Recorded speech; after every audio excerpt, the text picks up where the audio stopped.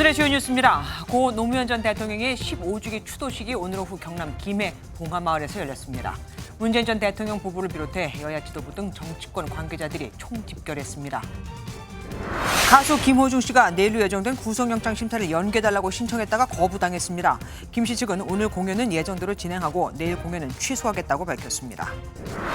이미 이혼을 했어도 특별한 사정이 있다면 혼인 자체를 무효로 할 수 있다는 대법원 판례가 나왔습니다. 혼인 전력이 기재된 가족관계 등록부를 정정하거나 채무 연대 책임을 피하는 등 많은 변화가 예상됩니다.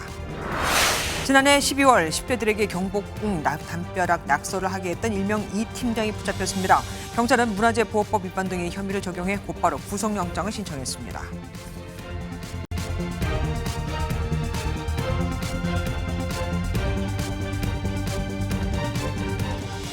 지금의 실천이 내일의 역사입니다. 고 노무현 전 대통령이 생전했던 연설 구절 중 하나입니다. 오늘 노무현 전 대통령의 서거 15주기 추도식의 주제이기도 했는데 여야가 총출동을 했죠. 매년 있는 행사지만 이번엔 여당의 총선 참패와 국회의장 선거 논란에 따른 민주당원들의 이탈, 또 친문 핵심 김경수 전 지사 귀국 등 그 어느 때보다 미묘한 상황에서 열리게 된 겁니다. 너나 할 것 없이 노무현 전 대통령의 정신을 언급한 여야. 하지만 저마다 방점은 달랐습니다. 뉴스7 첫 소식, 오늘은 표선우 기자가 준비했습니다. 김해 봉하마을이 노랗게 물들여졌습니다. 지금의 실천이 내일의 역사입니다를 주제로 고 노무현 전 대통령의 15주기 추도식이 열렸습니다. 노 전 대통령의 부인 권양숙 여사와 문재인 전 대통령 부부는 물론 김진표 국회의장을 비롯한 여야 지도부가 총집결했습니다. 더불어민주당과 조국혁신당은 22대 국회의원 당선자 전원이 참석했습니다. 여야 모두 노무현 정신 계승을 말했지만 강조점은 달랐습니다.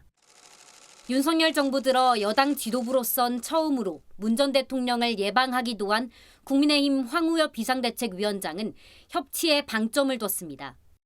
정치 언어라고 그럴까? 그런 이제 험한 말과 극단적인 표현 이런 거에 대해서 문 대통령께서 걱정을 많이 하시고 앞으로 여야의 협치라고 그럴까? 같이 손잡고 나라 일을 같이 해야 되지 않느냐, 그런 이야기를 남고. 이재명 민주당 대표는 노 전 대통령이 꿈꿨던 반칙과 특권 없는 세상은 여전히 미완성이라며 정부를 향해 날을 세웠습니다. 참으로 많은 퇴행을 하고 말았습니다. 모든 사람들이 공정한 기회를 누리고 서로 존중하고 의지하며 함께 사는 평온한 대동세상을 향해. 조국혁신당 조국 대표는 노 전 대통령이 받았던 검찰 수사를 언급하며 검찰 개혁을 외쳤습니다. 윤석열 대통령은 화환과 한덕수 국무총리, 홍철호 정무수석을 보내 추모의 뜻을 대신했습니다. MBN 뉴스 표선우입니다. 이번 노무현 전 대통령의 추도식엔 야권의 잠룡들도 한자리에 모여 이목이 쏠렸습니다. 총선 압승의 주역인 이재명 더불어민주당 대표와 조국혁신당 대표, 오랜만에 귀국한 김경수 전 경남지사가 함께한 겁니다. 어떤 얘기가 오갔을까요? 이병주 기자가 취재했습니다. 노무현 전 대통령 추도식 전 야권 인사들은 권양숙 여사 사저에서 오찬을 함께했습니다. 오찬 뒤에는 문재인 전 대통령이 이재명 민주당 대표와 조국혁신당 대표, 김경수 전 경남지사 세 사람을 따로 불러 자리를 가졌습니다. 우리 사회의 미래가 나아가야 될 길, 또 현 시국의 어려움, 이런 점들에 대한 걱정, 우려를 함께 했다는 말씀 정도 드리도록 하겠습니다. 문 전 대통령은 이 자리에서 총선 민심을 받들기 위한 정치 활동에 대해서도 당부했습니다. 22대 국회가 개원하면 제1당인 민주당의 역할이 중요하다면서 조국혁신당과의 연대를 통한 빠른 성과가 필요하다고 말했습니다. 두 정당이 공통의 공약이 많으니까 서로 연대해서 성과를 빨리 내라, 이런 취지의 말씀을 하셨습니다. 민주당 내 당원권 강화 목소리가 커지는 상황에서 마침 영국에서 정당 민주주의를 공부하다 일시 귀국한 김 전 지사는 토론과 수기가 중요하다는 취지의 이야기를 한 것으로 알려졌습니다. 민주당 안팎에서 김 전 지사의 역할론도 계속 나오는 가운데 김 전 지사는 일단 6월 초 학업을 위해 다시 독일로 출국한다는 계획입니다. MBN 뉴스 이병주입니다. 더불어민주당은 당선인 워크숍에서 행동하는 민주당을 천명하며 국회에 탄핵 권한을 적극 활용하겠다고 공언했습니다. 어제 민주당 지도부 회의에서 처음으로 탄핵이라는 단어가 나온 데 이어 당선인들까지 탄핵을 거론한 겁니다. 국민의힘은 특검 거부했다고 탄핵을? 국민 갈등을 부추기는 국가 전복 세력이라고 맹비난했습니다. 장명훈 기자입니다. 행동하는 민주당! 22대 국회 더불어민주당 당선인들은 정부가 민의를 더는 무시할 수 없도록 행동으로 보여주겠다고 공언했습니다. 22대 국회에서는 정부의 무능, 무책임, 무도함으로 상처받은 국민의 간절한 목소리에 민주당이 제대로 응답해야 합니다. 정부 측 인사의 국회 불출석과 위증, 자료 미제출에 대한 처벌을 강화하는 것은 물론 패스트트랙 심사 기간을 단축해 여당이 반대하는 쟁점 법안도 신속 처리하겠다는 계획입니다. 특히 장관이든 검사든 국회의 탄핵 권한을 적극 활용하겠다고 엄포를 놨습니다. 최혜병 특검법을 비롯해 대통령이 거부권을 행사한 법안을 재추진하고 폭주하는 정권에 제동을 걸겠다는 결의문도 채택했습니다. 국민의힘은 강하게 반발했습니다. 민주당은 탄핵이 일상적 구호가 됐다며 국민 갈등을 부추기는 국가 전복 세력을 자인한 것이라는 말까지 나왔습니다. 최혜병 특검법도 정치 공세의 소재로 이용하고 있다며 정권 흔들기를 위한 탄핵 주장을 멈추라고 날을 세웠습니다. 급기야 탄핵을 공개적으로 발언하기 시작했습니다. 이재명 대표와 야당은 정녕 최상명 사건을 빌미로 탄핵의 길을 가겠다는 것입니까? 여야 간 신경전이 고조되는 가운데 최혜병 특검법 재표결이 향후 전국의 향배를 가를 분수령이 될 전망입니다. MBN 뉴스 장명훈입니다. 이번 21대 국회에서 연금 개혁안이 통과되지 않으면 매년 50조 원씩 낭비를 하게 된다고 하죠. 이재명 더불어민주당 대표가 정부 안대로 소득 대체율을 45%로 할 테니, 그러니까 양보할 테니 이번 국회에서 처리하자고 영수회담을 제안했습니다. 그런데 양보를 하겠다는데 국민의힘이 발끈했습니다. 45%는 정부가 제안한 안이 아니라 민주당이 제안했던 안이라며 거짓과 말장난으로 정치 공세를 또 하고 있다고 강하게 비판했습니다. 민지숙 기자입니다. 21대 국회 종료 닷새를 앞두고 이재명 더불어민주당 대표가 연금 개혁안 합의에 불을 붙였습니다. 오늘 저희가 공식적으로 당신들의 안을 받을 테니 처리하자, 연금 개혁라고 지금 입장을 낼 겁니다. 전향적으로 여당이 협력해주면 좋겠어요. 이 대표는 민주당이 개혁안 처리를 위해 당초 제시했던 소득 대체율 50% 안에서 45%로 낮추겠다는 결단을 내렸다며 이는 윤석열 정부가 당초 제시했던 안이라고 주장했습니다. 합의를 위해 대통령과 원포인트 영수회담을 개최할 뜻도 있다고 덧붙였습니다. 하지만 국민의힘 유경준 연금특위 간사는 즉각 입장문을 내고 반박했습니다. 소득 대체율 45% 안은 민주당이 제시한 안이지 정부가 제시한 안이 아니라며 거짓말로 개혁안을 통과시키려는 민주당의 속셈에 넘어가지 않을 것이라고 비판했습니다. 그러면서 이런 거짓말로 인해 연금 개혁이 늦춰지는 것이라고 강조했습니다. 여야는 그동안 국민연금 보험료와 지급액을 조정하기 위해 협상을 벌여왔습니다. 보험료율은 9%에서 13%로 올리는 데 합의했지만 소득 대체율은 국민의힘은 43%, 민주당은 45%를 주장하며 맞서왔습니다. 이 대표의 갑작스러운 제안에 국민의힘은 오는 28일 강행하는 본회의를 위한 명분 쌓기용이라고 비판했고 대통령실은 국회의 합의를 기다리겠다며 영수회담 제안에 대해선 말을 아꼈습니다. MBN 뉴스 민지숙입니다. 국회의장 후보 경선 결과에 반발해 더불어민주당을 탈당한 당원들이 어느덧 2만 명을 넘었습니다. 연일 당원권 강화를 약속 중인 이재명 민주당 대표, 급기야 당원들에게 필요하면 회초리를 들어달라는 편지까지 쓰고 있죠. 당내에선 강성 지지층, 이른바 개딸의 눈치를 너무 보고 있다는 지적도 나옵니다. 서영수 기자가 취재했습니다. 차안 유튜브 생방송에 나선 이재명 민주당 대표가 국회의장 후보자 경선 뒤 2만 명 넘는 당원이 탈당했다며 원인 분석에 나섭니다. 탈당하신 분들 중에는 전과는 좀 다르게 수십 년간 어렵게 민주당원 활동을 해오신 분들이 상당히 많으세요. 기대가 컸기 때문에 실망이 컸던 거 아닌가 하는 생각입니다. 탈당계를 제출한 당원들에게는 직접 편지를 쓰기도 했습니다. 편지에는 당원들의 의지가 제대로 발현될 수 있도록 제도를 정비하겠다는 약속과 함께 분열 대신 당원 중심 대중정당으로 나아갈 기회로 만들자는 호소를 담았습니다. 저는 포기하지 말면 좋겠어요. 대신 혼을 내십시오. 그리고 더 강하게 비판하고 더 강하게 주장하고 그래서 바꿔가야죠. 민주당 22대 당선인들 역시 1박 2일 워크숍에서 당원권 강화를 결의하며 이 대표에게 힘을 실었습니다. 당원의 의사가 민주적으로 반영되는 시스템을 더욱 확대하고 강화하겠다며 시스템 개편도 예고했습니다. 다만 민주당 내부에선 대의 민주주의를 거스르는 건 물론 강성 지지층에게 휘둘리는 게 아니냐는 우려 섞인 시선도 나옵니다. MBN 뉴스 서영수입니다. 오고 가는 언제 매일 여의도는 전쟁 중 Talk to me. 정치 톡톡 시간입니다. 정치부 김도영 기자와 함께합니다. 어서 오십시오. 첫 번째 주제 보겠습니다. 그따위 당론, 김웅 의원이네요. 그런데 굉장히 센 표현을 썼습니다. 네, 김웅 의원은 지난 2일 최혜병 특검법 표결 때 홀로 찬성표를 던지기도 했었죠. 맞습니다. 재의결을 앞둔 상황에서 국민의힘은 반대 표결을 당론으로 추진하기로 했는데요. 김 의원은 당론은 힘없고 억울한 사람을 보호하기 위해 당의 운명을 걸고 세워야 하는 거라고 지적했습니다. 그렇기 때문에 자신은 당론을 따를 수 없다고 강조했습니다. 하긴 이번 재의결도 무기명 비밀 투표죠. 가능하겠네요.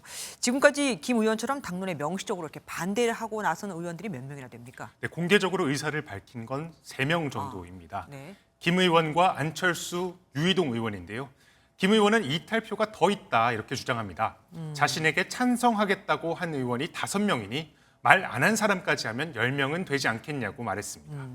저기 보니까 아니다의 100원이라고 했습니다. 지금 조정훈 의원이 얘기한 거 보니까 김 의원한테 한 말인가 봐요? 네, 그렇습니다. 조정훈 국민의힘 의원은 이탈표가 한두 명에 그칠 거라고 주장했는데 직접 들어보시겠습니다.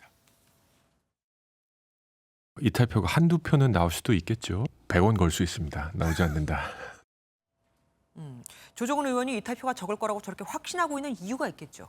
네, 다분히 최혜병 특검법이 정치적 의도라는 걸 의원들도 충분히 알고 있을 거라는 취지입니다.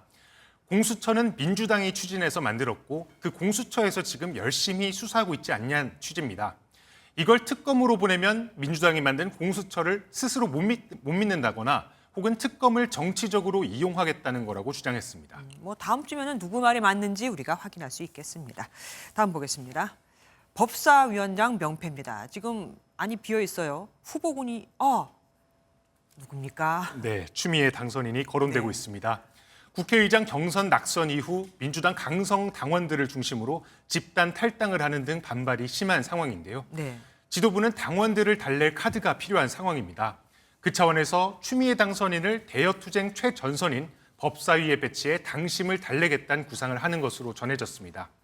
애초에 박주민, 정청래 의원 등이 차기 법사위원장 유력 후보로 검토되고 있었는데 갑작스런 변수가 생긴 셈입니다. 그런데 추 당선인은 당 대표까지 지냈던 분이잖아요. 전례가 있습니까?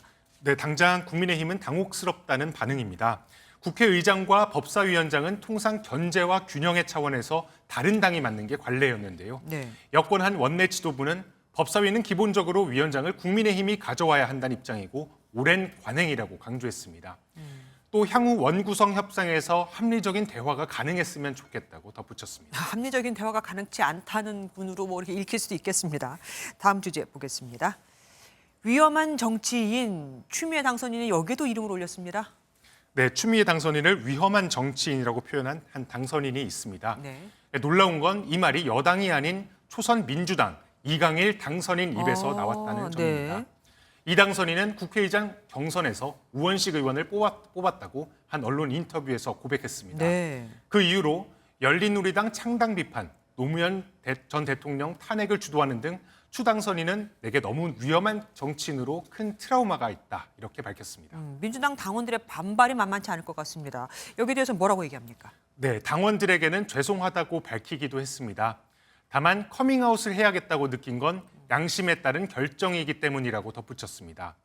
이 당선인은 집단지성은 옳은 방향으로 결론을 도출해내는 경우가 많지만 반드시 그렇진 않다며 과거 히틀러 독재 정권과 모택동의 홍위병을 언급하기도 했습니다. 이어 앞으로도 당원들이 집단지성을 만들 때 완급을 조절하면서 정말 옳은가를 질문하고 답하는 과정이 필요하다고 생각한다고 밝혔습니다. 다음 보겠습니다. 정호성? 잠깐만요. 박근혜 전 대통령 시절 문고리 3인방 중 한 명 아닙니까? 어디에 발탁이 됐다는 겁니까? 네, 박근혜 전 대통령의 최측근이었죠. 정호성 전 청와대 부속비서관이 윤석열 대통령실의 시민사회수석실 3비서관으로 발탁된 것으로 전해졌습니다. 윤석열 대통령은 과거 국정농단 관련 수사에서 정 전 비서관을 구속 수사한 적이 있었는데요. 박근혜 정부 실세였던 정 전 비서관은 다시 윤석열 정부의 비서관으로 이르면 내일부터 업무를 시작한다는 소식입니다. 여기까지 듣겠습니다. 김도영 기자와 함께했습니다. 고맙습니다. 독립 성향 라이칭더 신임 대만 총통이 그렇게 못마땅했던 걸까요? 중국이 대만 총통 취임식 사흘 만에 대대적인 대만 포위 군사 훈련을 시작했습니다. 대만군도 즉각 대응에 나서면서 대만 해협의 긴장감은 다시 높아졌습니다. 베이징에서 윤석정 특파원입니다. 중국 인민해방군 동부전구가 오늘 오전부터 이틀간 대만섬 주변에서 육해공군 합동 군사훈련을 실시했습니다.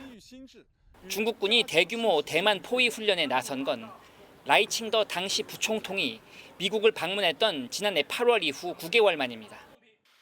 중국은 이번 훈련을 대만 독립을 주장하는 분리 세력에 대한 강력한 징계라고 공공연하게 밝혔습니다.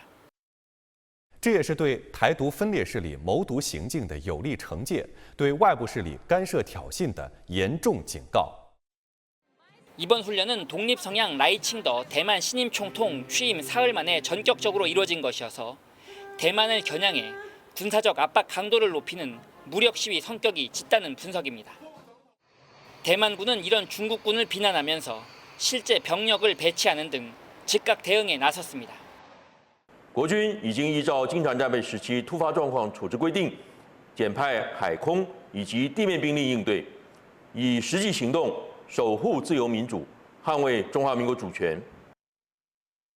중국군의 무력 시위에 대만군이 맞불을 놓으면서 양안 간 긴장의 파고는 당분간 높아질 것으로 전망됩니다. 베이징에서 MBN 뉴스 윤석정입니다. 이런 가운데 한국과 일본, 중국 세 개 나라가 이번 주 일요일부터 이틀간 서울에서 정상회의를 엽니다. 지난 2019년 이후 4년여 만입니다. 중국은 대만 총통 취임식에 한일 인사들이 참석한 걸 두고 불만을 드러내기도 했었죠. 이기종 기자가 보도합니다. 대통령실은 기시다 일본 총리와 리창 중국 총리가 오는 26일 이틀 일정으로 방한한다고 밝혔습니다. 26일 한중, 한일 양자회담에 이어 3국 정상들의 만찬이 진행되고 다음 날 한일중 정상회의가 열립니다. 한일중 정상회의 개최는 지난 2019년 중국 청주에서 열린 이후 4년 5개월 만입니다. 한일중 세 나라가 3국 협력 체제를 완전히 복원하고 정상화하는 분기점이 될 것입니다. 3국 정상은 인적 교류와 기후변화, 경제와 보건, 과학기술과 재난안전 등 6가지 분야에서 협력 방안을 논의해 공동선언을 발표합니다. 대통령실 고위 관계자는 중국 외교부가 주중 한일 공사를 초치한 것과 관련해 정상회의에는 아무런 영향이 없을 것이라고 밝혔습니다. 대만 총통 취임식 참석이 관례 수준을 넘지 않았고 하나의 중국 지지 입장을 견지해왔으며 중국 정부도 이견이 없다고 설명했습니다. 다만 북한 비핵화나 북러 간 무기 거래 같은 이슈는 짧은 시간에 결과를 내기 어렵다며 경제협력 문제가 주로 논의될 거라고 설명했습니다. 한일중 정상회의 정례와 여부와 함께 한미일 공조 강화로 소원해진 한중 관계가 분위기 전환의 계기를 맞을지 관심이 쏠립니다. MBN 뉴스 이기종입니다. 음주 뺑소니 혐의를 받는 가수 김호중 씨가 오늘 공연을 강행합니다. 내일 공연을 하기 위해 영장 심사 일정 연기를 신청했지만 기각이 돼버려서 사실상 자숙전 마지막 공연입니다. 서울 올림픽 체조 경기장에 나가 있는 취재기자 연결해 보겠습니다. 최민선 기자, 논란 속에 일단 공연은 열립니다. 그런데 어떻게 보면 오늘이 마지막일 수 있다고요? 네, 김호중 씨는 지난 9일 음주 뺑소니 사고 이후 2주 동안 4차례 공연을 모두 소화했는데요. 연이은 논란에도 오늘 공연장 앞에는 보시다시피 수많은 팬들이 장사진을 이루었습니다. 팬들은 김 씨의 상황을 안타까워하는 한편 관련 보도를 이어가는 취재진을 경계하는 반응을 보이기도 했습니다. 잘못한 건 잘못한 거고 그거는 이제 제가 늦가라 사과를 했으니까 그냥 그거들을 이렇게 좀 봐줬으면 좋겠어요. 언론 생각 말하면서. 어제 김 씨 측은 내일 공연까지 마무리한 뒤 자숙의 시간을 갖겠다는 입장을 발표했는데요. 하지만 내일 서울중앙지법에서 김 씨에 대한 구속영장 실질심사가 예정돼 있어 내일 공연은 열리기 어려울 것으로 보입니다. 앞서 김 씨 측은 심사 일정 연기를 신청했지만 법원이 이를 받아들이지 않아 오늘이 사실상 김 씨의 자숙 전 마지막 공연이 될 예정입니다. 한편 내일 영장심사 시간이 이례적으로 점심때인 낮 12시로 잡히면서 법원이 김 씨 사건을 특히 중요하게 여기고 있다는 분석도 나오고 있습니다. 김 씨 측은 위약금 때문에 공연을 강행하려 한다는 일각의 비판에 대해 공연 출연료를 이미 반납했다며 금전적 이유에서 공연을 하려는 건 아니라고 반박했습니다. 지금까지 서울올림픽 체조경기장에서 MBN 뉴스 최민성입니다. 김호중 씨는 음주 사실을 인정한 뒤 경찰 조사에서 사고 당일 유흥주점 등에서 소주 10잔 이내를 마셨다고 진술했죠. 그런데 경찰이 최소 소주 3병을 마셨다는 진술을 확보한 것으로 확인됐습니다. 백길종 기자가 보도합니다. 사고 열흘 만에 음주운전을 시인한 김호중 씨는 경찰 조사에서 소주 10잔 정도를 마셨다고 진술한 것으로 알려졌습니다. 취할 정도가 아니었고 접촉사고 당시 음주로 인한 사고 역시 아니었다고 주장했습니다. 그런데 MBN 취재 결과 최근 유흥업소 직원들을 소환한 경찰은 김 씨 측의 주장을 완전히 뒤집는 진술을 확보한 것으로 알려졌습니다. 유명 래퍼 등 일행과 함께 온 김 씨가 혼자서만 소주 3-4병을 마신 것으로 기억한다는 겁니다. 다만 해당 유흥업소는 소주를 판매하지 않는 것으로 알려졌습니다. 경찰은 김 씨의 요청으로 직원들이 마시려고 보관한 소주를 제공한 것으로 보고 있습니다. 특히 이러한 정황을 뒷받침하는 물증 역시 확보한 것으로 전해졌는데 김 씨가 양주를 마시지 않아 오히려 음주량이 특정된다는 분석입니다. 경찰은 또 김 씨가 술자리를 마치고 난 뒤 만취에 가까운 정황 증거도 확보한 것으로 알려졌습니다. 경찰 조사에 따르면 김 씨가 음주량과 관련해 또다시 거짓말을 한 만큼 구속영장 심사에서 법원이 어떤 판단을 내릴지 주목됩니다. MBN 뉴스 백길종입니다. 개통령으로 불리며 많은 애견인들의 사랑을 받았던 반려견 훈련사 강영욱 씨의 갑질 논란이 점점 더 커지고 있습니다. 개를 훈련시키기 전 굶겨서 데리고 오란 말을 들었다 등등 여러 가지 폭로도 나오고 있죠. 강 씨는 해명하겠다고 했지만 해명에 또 다른 논란을 낳을까 싶어서일까요? 아직까지도 침묵 중입니다. 이시열 기자가 취재했습니다. 직원들을 소모품으로 생각하고 가스라이팅한다. CCTV로 수시로 직원들을 감시하고 검열한다. 최근 한 인터넷 구직 사이트에는 강영욱 훈련사가 운영하는 보듬 컴퍼니에 대한 혹평이 올라오며 갑질 논란이 불거졌습니다. 교육에 참가했던 시민들은 불편한 상황을 여러 번 경험했다고 말합니다. 회원들한테도 갑질을 하고 회원들이 있는 데서 밑에 훈련사님들 엄청 몰아세우는 거 진짜 많이 목격했거든요. 당신께는 언젠가 반드시 살상을 할 것입니다. 이렇게 얘기를 하는 거예요. 저한테 배우러 오셨으면 똑바로 배우고 가세요. 이렇게 말하고.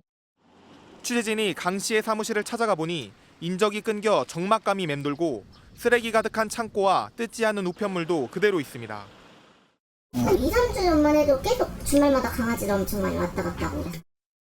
사무실 맞은편에 있는 야외 훈련장입니다. 보시다시피 문은 굳게 닫혀 있고 안쪽은 잡초가 무성합니다. 훈련장과 건물 모두 매물로 나온 것으로 전해지는 가운데 사실상 폐업 수순에 들어갔다는 말도 나옵니다. 고용노동부 측은 아직 진정이 접수되진 않았지만 피해 사례를 확인하기 위해 노력하고 있다고 밝혔습니다. 본인의 유튜브 채널을 통해 입장을 밝히겠다던 강 씨가 계속 침묵인 가운데 의혹은 더욱 커지고 있습니다. MBN 뉴스 이시열입니다. 지난해 10대 아이들이 경복궁 담벼락에 스프레이 낙서를 해 큰 파장이 일었었죠. 그런데 20대들의 배후였던 일명 이 팀장이 5개월 동안 이루어진 경찰의 끈질긴 수사 끝에 결국 붙잡혔습니다. 박혜빈 기자가 보도합니다. 후드를 쓴 남성이 스프레이로 담장에 글씨를 쓰더니 핸드폰으로 사진을 찍는 듯 포즈를 취합니다. 지난해 12월 중순 10대 임모군은 서울 경복궁 담벼락에 붉은색 스프레이로 영화 공짜라는 낙서를 한 혐의로 경찰에 검거됐습니다. 문화재 훼손이란 거 전혀 몰랐나요? 국립고궁박물관 쪽문과 서울경찰청 동문 담벼락에도 같은 내용의 낙서가 발견됐는데 경찰은 이를 사주한 배우인 이 팀장을 추적해왔습니다. 수사를 시작한 지 5개월 만에 경찰은 30대 남성 A씨를 붙잡았습니다. A씨는 텔레그램으로 임모군과 여자친구에게 낙서를 하면 300만 원을 주겠다는 제안을 한 것으로 알려졌습니다. 자신이 운영하는 불법 사이트 홍보를 위해 낙서를 직접 지시했다는 게 경찰의 판단입니다. 범행을 실행한 임군은 경찰 조사에서 A씨가 낙서 구역은 물론 구체적인 이동 경로까지 정해줬다고 진술했습니다. A씨는 광화문 세종대왕상에도 낙서를 지시했지만 임군이 주변에 경찰이 많다며 거절한 것으로 조사됐습니다. 경찰은 A씨에 대한 구속영장을 신청하는 한편 사이트를 함께 운영한 공범에 대한 수사에 주력할 방침입니다. MBN 뉴스 박혜빈입니다. 꽤, 끼, 깡, 꼴, 끈. 정체불명의 이 5 대형 글자가 도시고속도로 부산에 있죠. 이곳에 설치돼 논란이 일고 있습니다. 부산시장이 좋다고 했던 글자들인데 도대체 뭐지 싶으시죠? 안진우 기자가 알아봤습니다. 부산 도시고속도로에 있는 한 터널 입구에 꽤, 끼, 깡, 꼴, 끈이라고 적힌 대형 조형물이 설치돼 있습니다. 뜻조차 알 수 없는 괴문구는 지난 21일 부산시설공단이 세운 겁니다. 공공 디자인 경영의 일환으로 감성 메시지를 설치해서 시민들의 감성을 좀 자극하기 위해서 이제 고민하던 중에 유명 방송 PD이자 작가 주철한 아주대 교수의 책에 나오는 문구를 내용이 좋아서 기획한 거라고 설명합니다. 그런데 이 문구는 하필 박영준 부산시장이 운영하는 유튜브 채널의 동영상에도 똑같이 나옵니다.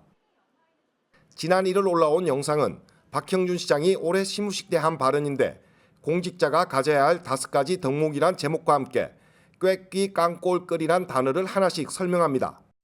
이걸 잘 하기 위해서는 5가지가 필요합니다. 첫째는 좀 꾀가 필요합니다.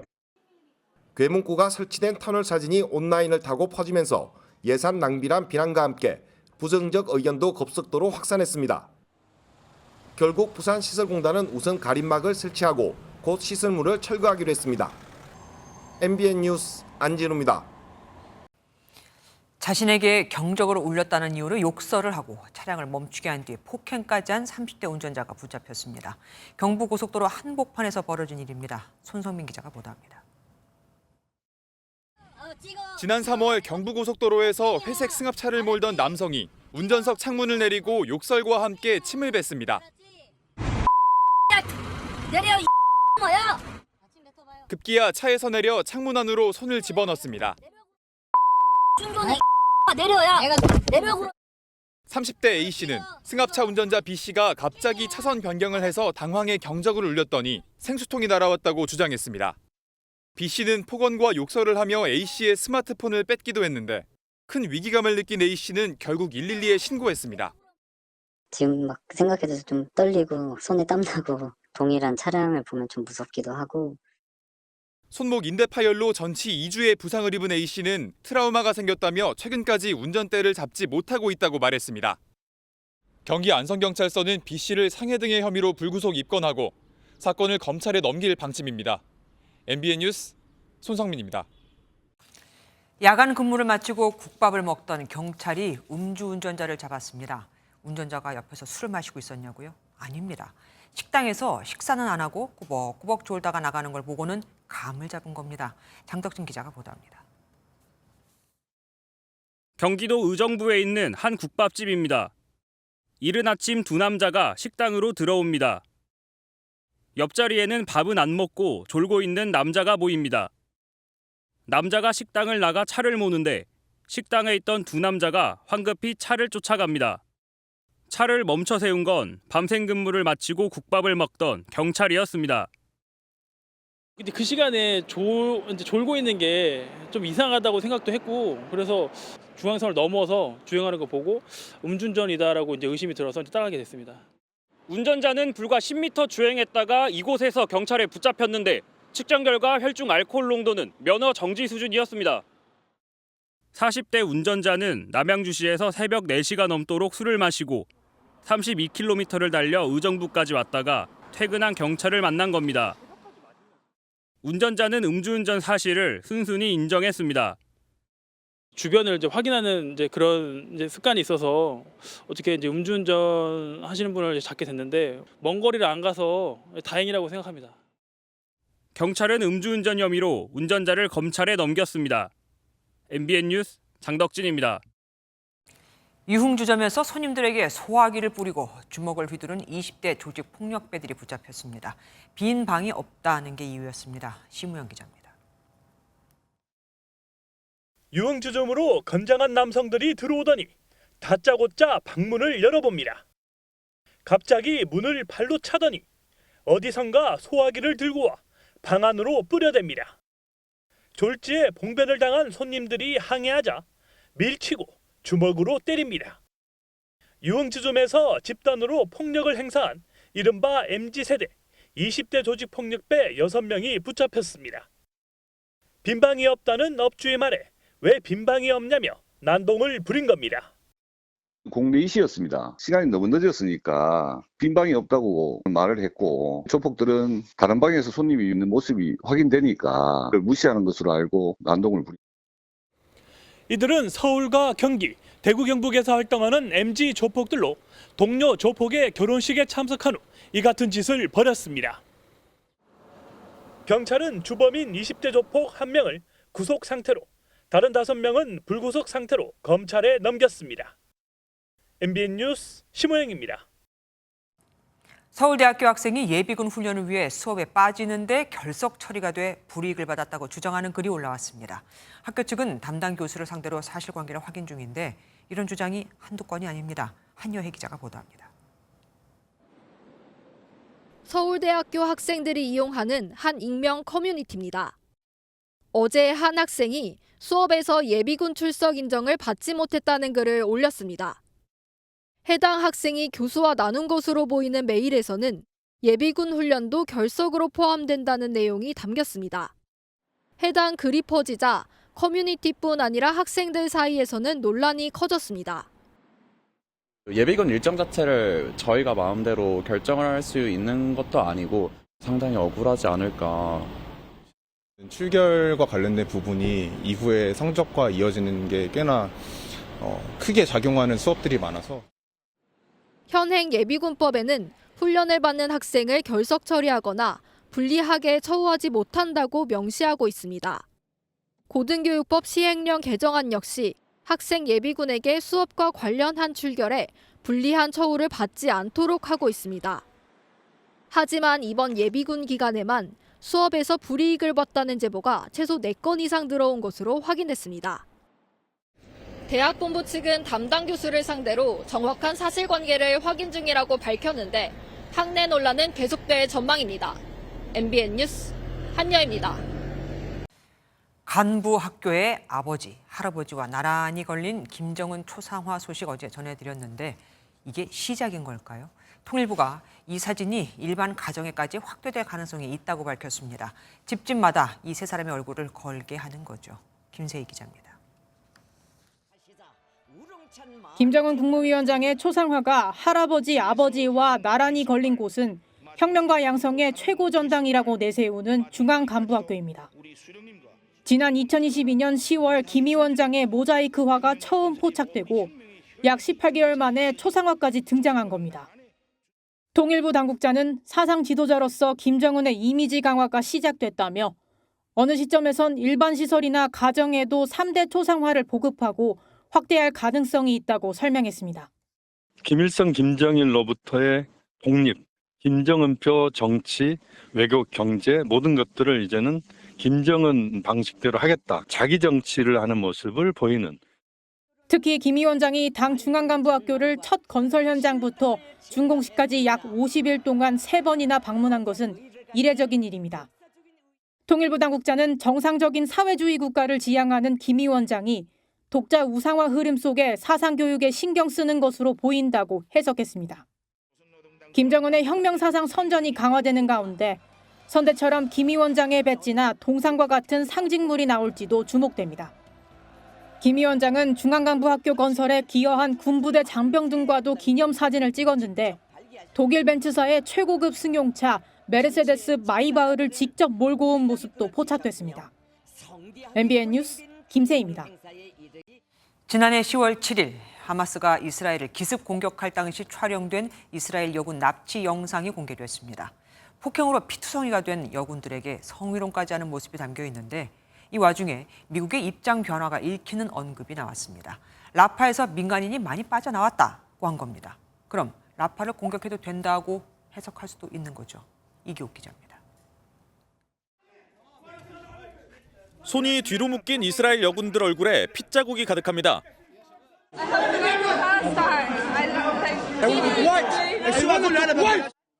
죽일 거라 협박하더니 성희롱 발언을 쏟아내기도 합니다.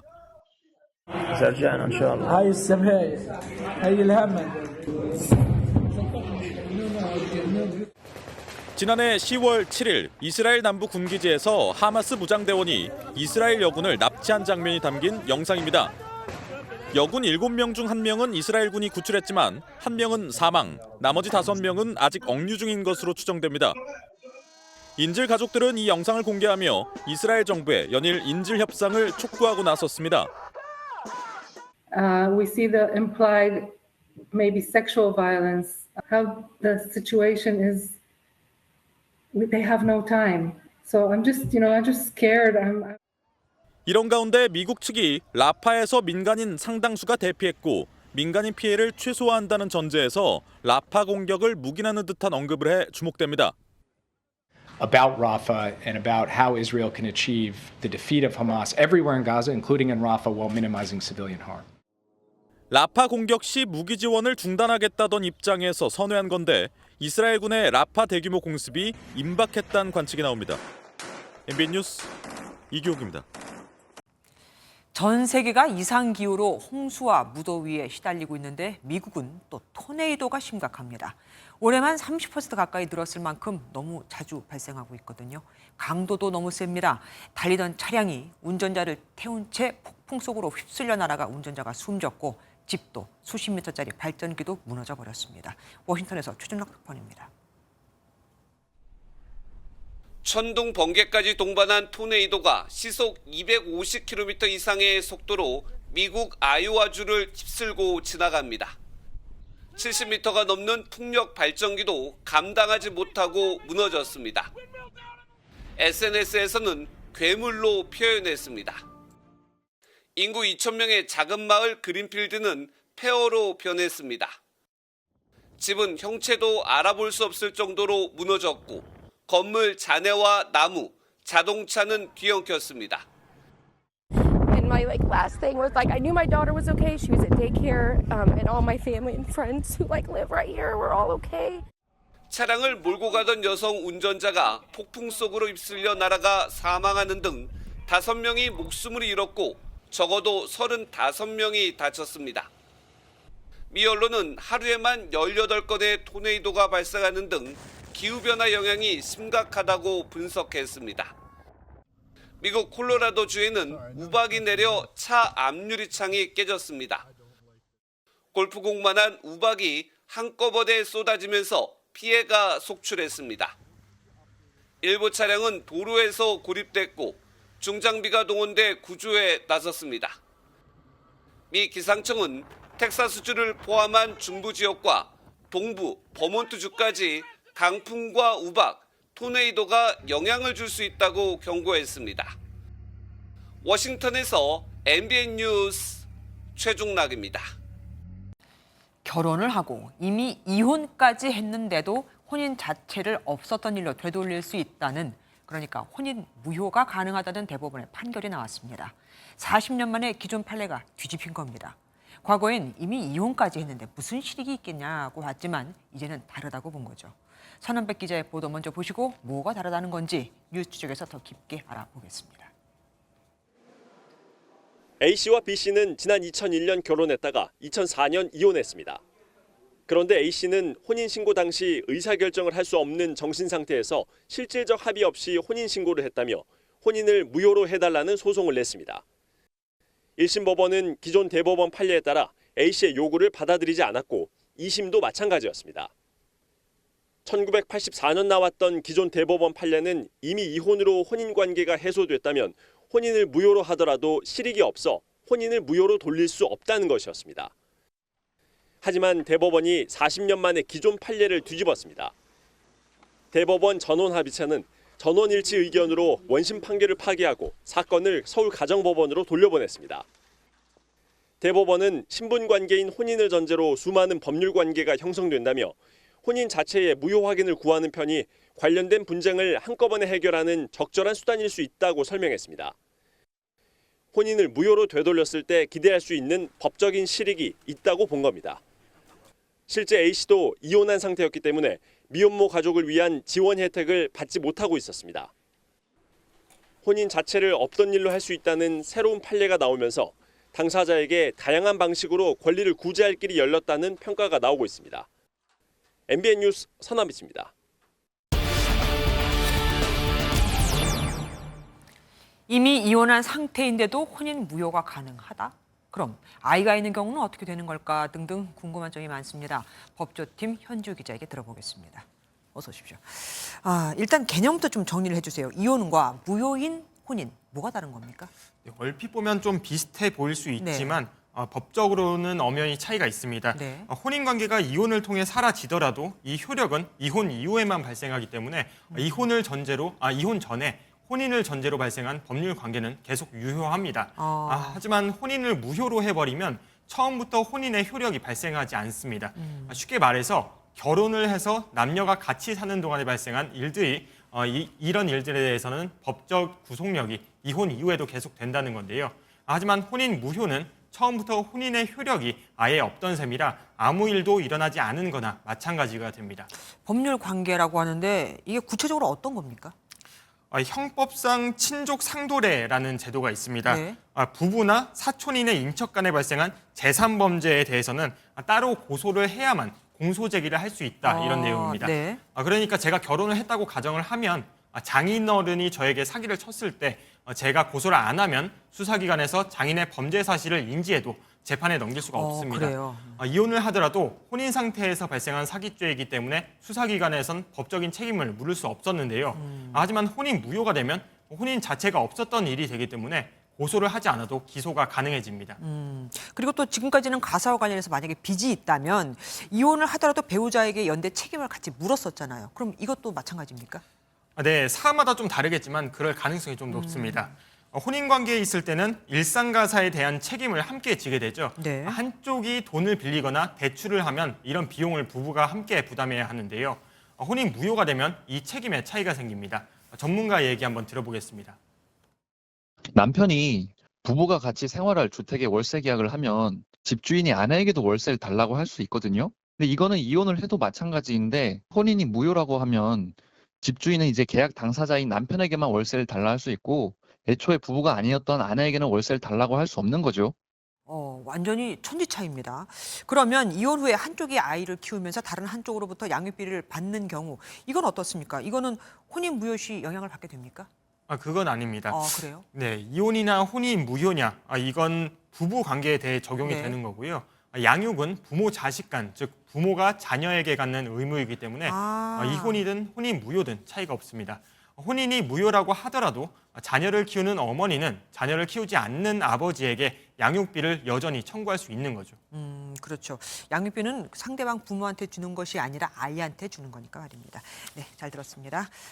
지금까지 현지호 기자와 함께했습니다. 방금 양육비 얘기가 나왔습니다만 양육비 문제도 심각하죠. 돈이 있어도 일부러 안 주는 엄마나 아빠가 많으니까요. 하지만 이번에도 양육비 선지급제 법안은 자동 폐기될 것으로 보입니다. 총선 때 여야가 앞다퉈 양육비 미지급자를 돕겠다며 공약으로 내걸었지만 공연불이었던 겁니다. 우리 또 속은 거 맞죠? 안병수 기자입니다. 다음 주 21대 국회 종료를 앞두고 여성가족위원회 소속 여당 의원을 찾아간 양육비 단체 대표. 선지급제가 포함된 양육비 이행법 통과를 촉구했지만 헛걸음이었습니다. 회의가 이제 단 며칠 남은 사이에 있을지 좀 염려된다. 의원분들이 해외에 가 계시는 분들도 계시고 또 여러 가지 또 문제가 있는 것 같아요. 절박함에 1인 시위에 나선 피해자도 아이 생각에 마음이 무너집니다.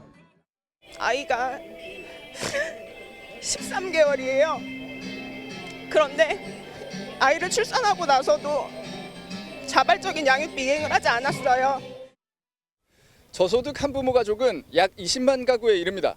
이 중 어머니와 자녀가 함께 사는 이 모자 가족이 80%로 양육비 도움이 절실합니다. 정부도 국회에 선지급제 법안 처리를 요청했습니다. 하지만 제도가 시행되더라도 매달 20만 원에 불과한 선지급금과 이미 성년이 된 자녀에게는 소급 지원이 되지 않는 점은 아쉬운 대목입니다. 대상도 이제 18세 이하 저희 미성년 대상으로 잡고 있거든요. 그래서 소급 적용하기는 어렵다. 150만 한부모 가구의 양육비 이행률은 고작 40%. 하지만 언젠가는 아이와 함께 웃을 날이 오길 피해자들은 간절히 바랍니다. 이 법을 빨리 개선을 해주셔야 그래야 저희 양육자들과 아이들이 조금이라도 행복하게 살 수 있지 않을까. MBN 뉴스 안병수입니다. 아직 봄인 지금도 여름 같은데 진짜 여름이 오면 어떻게 될까요? 예상하신 것처럼 올 여름은 평년보다 덥고 비도 많이 올 거라고 합니다. 강세영 기자가 보도합니다. 해변을 찾은 시민들이 물놀이를 즐기고 제트스키를 타며 더위를 날립니다. 여름 휴가철 풍경처럼 보이지만 사실 지난 4월 중순 부산 해운대의 모습입니다. 올해 1월부터 4월까지 평균 기온은 계속 평년보다 높았습니다. 특히 2월과 4월은 기상 관측사상 가장 따뜻했습니다. 여름 같은 봄을 보낸 시민들은 진짜 여름이 걱정됩니다. 여름처럼 입고 다녔던 것 같아요. 진짜 그냥 겉옷도 안 챙긴 날도 많았고 그래 습한 것도 있고 그냥 각오는 하고 있죠. 그래. 걱정처럼 올여름은 평년보다 더울 전망입니다. 특히 여름이 시작되는 6월과 휴가를 많이 떠나는 8월이 무덥겠습니다. 서태평양의 뜨거운 해수면이 만든 상승기류가 우리나라로 와서 내려오며 고기압을 만들어 더위가 쉽게 가시지 않을 전망입니다. 강수량도 평년을 웃돌 것으로 보입니다. 6월은 평년과 비슷하고 7월과 8월은 고온다습한 바람이 불어오며 평년보다 비가 많이 내릴 수 있습니다. 북태평양 고기압이 서쪽으로 확장하며 우리나라로는 따뜻한 남풍류가 유입될 가능성이 있고 평년보다 강수량이 많을 가능성이 있습니다. 다만 평균 2.5개가 오는 태풍은 평년과 비슷하게 우리나라를 찾을 전망입니다. 벌써 5월 말, 더위와 비 피해가 없도록 대비를 시작할 때입니다. MBN 뉴스 강세현입니다. 올해 설에는 왜 보너스가 적게 나왔을까? 알아보니 나만 그런 게 아니었습니다. 지난 1분기 근로소득이 3년 만에 줄어든 것으로 나타났거든요. 하지만 지출은 늘었습니다. 이승훈 기자입니다. 매년 1,000만 원 이상 두둑히 보너스를 받았던 삼성전자 DS 부문 직원 일부는 이번에는 한 푼도 성과급을 받지 못했습니다. 창사 이래 최악이었던 반도체 실적 부진이 원인이었습니다. SK하이닉스와 LG에너지솔루션도 역시 성과급을 줄였습니다. 경기 위축으로 인한 주요 대기업들의 성과급 삭감은 1분기 근로소득 통계에 고스란히 반영됐습니다. 지난 1분기 근로소득은 오히려 감소했는데 이는 코로나19 팬데믹 이후 3년 만입니다. 가장 소득이 높은 계층인 5분위 근로소득이 806만 원으로 1년 전보다 4% 줄어든 영향입니다. 반면 가계 지출은 고물가로 1년 전보다 2.5% 증가해 시민들이 체감하는 실질 소득 감소폭은 더욱 컸습니다. 월급은 오르긴 했는데 실질적으로 나가는 비용이 더 늘었다 보니까 이제 월급 오른 거를 이제 그 체감을 못 하는 것 같아요. 특히 식료품과 음식, 숙박 등 농산물 가격이 오른 데 따른 지출이 크게 늘었고 해외여행 등 오락 문화 지출도 증가했습니다. 7분기 연속 소비지출 증가율이 소득 증가율을 상회하면서 평균 소비 성향도 7분기 연속 증가로 이어졌습니다. 한편 고연봉자를 중심으로 상여금 등 근로소득이 줄면서 소득 분배 지표는 다소 개선된 것으로 조사됐습니다. MBN 뉴스 이승훈입니다. 보조금을 받는다고 해도 전기차를 사려면 여전히 부담이 적지 않죠. 이런 이들을 겨냥해 중국에선 1,000만 원대 전기차가 나온 거고요. 국내에서도 3천만 원대 가성비를 앞세운 전기차들이 잇따라 출시되고 있습니다. 한범수 기자가 보도합니다. 중국 비야디가 지난해 출시한 소형 전기차 시걸입니다. 출고가는 우리 돈으로 불과 1,300만 원. 성능이 기대를 웃돈다는 반응을 끌어내며 판매 돌풍을 일으켰습니다. 그러자 미국 테슬라도 최저가 모델보다 1,400만 원 정도 저렴한 전기차를 내년쯤 생산하겠다며 경쟁에 나섰습니다. 이처럼 최근 전기차 업체들은 수요 부진 대책으로 가성비 있는 전기차를 내세우고 있습니다. 비싼 가격 때문에 전기차를 사지 않는 소비자만 붙들어도 위기 극복에 도움이 될 수 있다고 판단한 것입니다. 기존의 전기차에 관심이 많은 사람들이 가격과 무관하게 구매를 했다라고 하면 지금부터는 내연기관과 비교해서 가성비를 따지는 고객층이 남았기 때문에 저가형 전기차 출시가 필수적입니다. 국내 완성차 업체 역시 소비자 선택 문턱을 낮추는 데 승부를 걸었습니다. 동급 내연기관 차량과 가격 차이가 크지 않은 소형 전기 SUV를 올여름 출시할 예정입니다. 또 성능이 개선된 기존 차종을 이전과 동일한 출고가로 판매해 사실상 가격 인하 효과를 일으킬 전망입니다. 전기차 구매를 주저하게 만드는 문제들을 해결하여 전기차 대중화에 앞장설 것입니다. 값싸고 좋은 전기차가 보급되며 소비자 선택권이 넓어지고 전기차 대중화 속도 역시 빨라질 수 있다는 기대감이 일고 있습니다. MBN 뉴스 한범수입니다. 정부의 의대 증원에 반발해 병원을 떠난 전공의들이 1,600명 정도 됩니다. 의사협회에 생계지원금을 신청했습니다. 하지만 이런 와중에 의대 증원은 사실상 거의 확정이 됐죠. 의대 교수들은 향후 정부의 주요 보건의료와 교육정책 자문을 일체 보이콧하기로 했고 일주일에 한 번 해오던 휴진도 추가로 늘릴지 또 주 4일제 근로체계를 강화할지 등을 논의하기로 했습니다. 신용수 기자입니다. 전국 40대 의대 교수들이 모인 단체인 전국의대교수협의회는 긴급총회를 열고 앞으로 정부가 주도하는 위원회에 참여하지 않겠다고 결의했습니다. 전의교협은 전문성을 무시하고 동일하게 반복될 정부의 일방적인 정책 추진에 거수기 역할을 담당하는 것을 단호히 거부하겠다는 입장을 냈습니다. 의료계의 전문성이 반영되지 않는 다른 의견이 반영되는 구조를 현재 다 가지고 있고 의료개혁 특별위원회의 현재 구성이나 이런 부분들도 전혀 전문가의 의견이 또 다른 의대 교수 단체인 전국의대교수 비상대책위원회도 기존 주 1회 휴진 강화 등 향후 대책을 마련하겠다는 계획입니다. 그러니까 이제 당직하면 다음날 도저히 이제 못 버티니까 이제 계속 쉬고 이제 그런 것들 정하고 있죠. 환자 일정들이 있으니까 바로바로 못 하는데 이런 가운데 전공의들이 의료 현장을 떠난 지 석 달이 넘어가면서 생활고를 호소하는 사람들이 늘어나고 있는 것으로 알려졌습니다. 대한의사협회는 1인당 100만 원의 생계비를 지원하는데 지금까지 신청한 전공의는 1,600명이 넘는 것으로 나타났습니다. 의대 증원 집행정지 신청이 법원에서 기각 각하되면서 대학들이 학칙 개정에 속도를 내는 가운데 일부 대학에서는 개정 작업에 제동이 걸렸습니다. 충북대와 부산대, 강원대는 의대 정원을 늘리는 학칙 개정을 의결했지만 전북대와 경상대, 경북대는 부결된 상황입니다. 한국대학 교육협의회는 내일 대입 전형 시행 계획을 심사해 의대 증원을 못 받겠다는 계획입니다. MBN 뉴스 신용수입니다. AI 칩 분야 선두 기업이죠.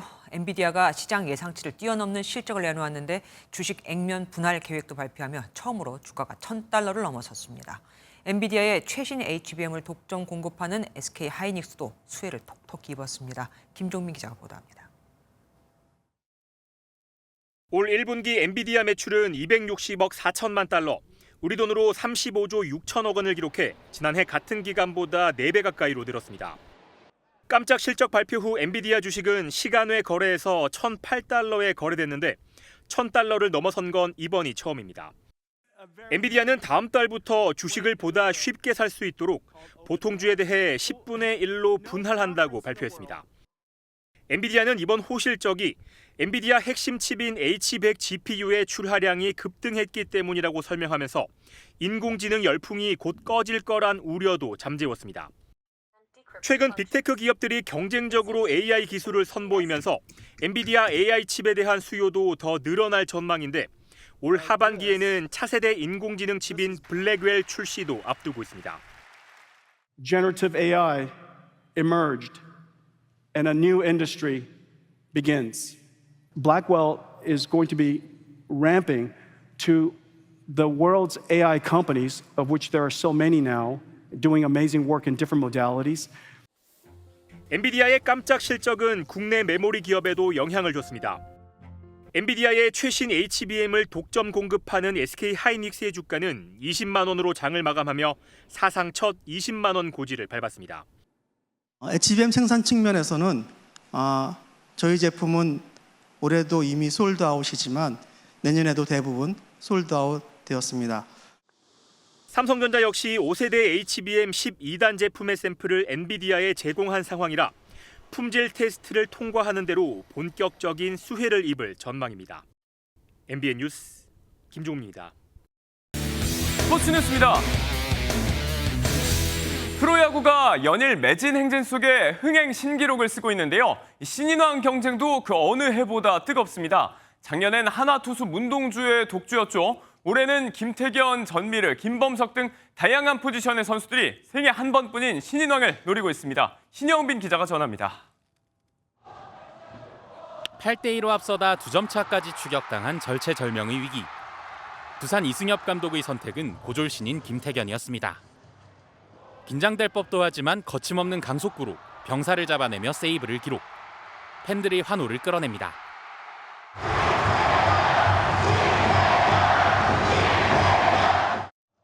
다음 날에도 KBO 최다 홈런의 주인공 최정을 정면 승부로 잡아내며 승리를 거둔 김태견은 신인왕 레이스를 선두에서 이끌고 있습니다. 힘 받은 만큼 또 마운드 위에서 잘 던지기 위해 항상 노력하고 열심히 하겠습니다.